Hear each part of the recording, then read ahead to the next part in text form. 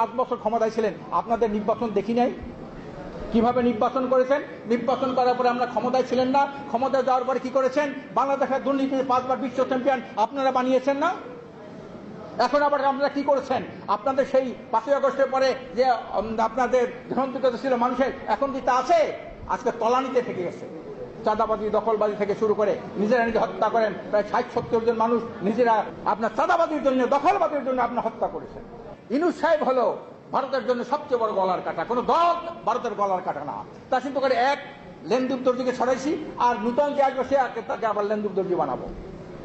এই ইউনূসকে, ডক্টর ইউনূস সাহেবকে সরানোর জন্য নির্বাচনটা জিকির উঠছে।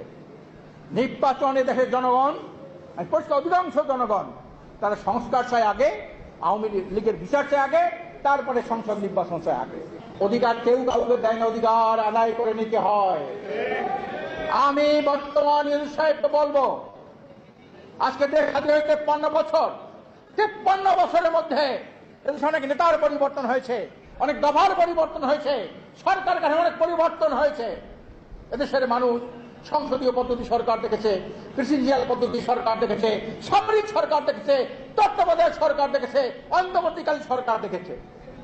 এত কিছু দেখার পরেও দেশ ও জাতি তথা মানবতার ভাগ্যের কোনো পরিবর্তন হয় নাই। মানুষ অধিকার প্রতিষ্ঠিত হয় নাই। কেন হয় নাই?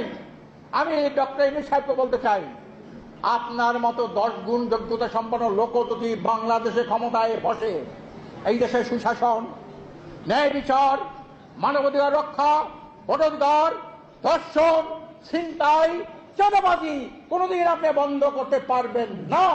যতদিন পর্যন্ত এই ব্রিটিশের রেখে দেওয়া আইন পরিবর্তন করে একমাত্র মানবাধিকারী সর্বকালের সর্বশ্রেষ্ঠ আইন যেটা হলো ইসলামী শরিয়া আইন, এই শরিয়া আইন যতদিন পর্যন্ত এই জমিনে বাস্তবায়ন না হবে, ব্রিটিশের পাশ্চাত্য, আমেরিকার, ভারতের আইনের মাধ্যমে আপনি মানবাধিকার রক্ষা করতে পারবেন না।